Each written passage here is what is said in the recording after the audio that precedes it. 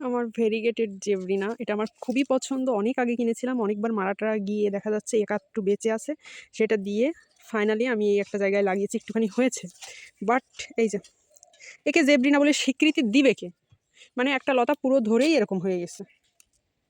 এই যে টোটালি এখানে কোনো ভেরিগেশন নাই, কত বড় একটা লতা। আমি যখন কিনেছিলাম ওনার কাছ থেকে আমি বেশ কয়েকটা লতা নিয়েছিলাম, তো উনি আমাকে এই ভেরিগেশন লতা সহ এই লতাগুলোও দিয়েছিল।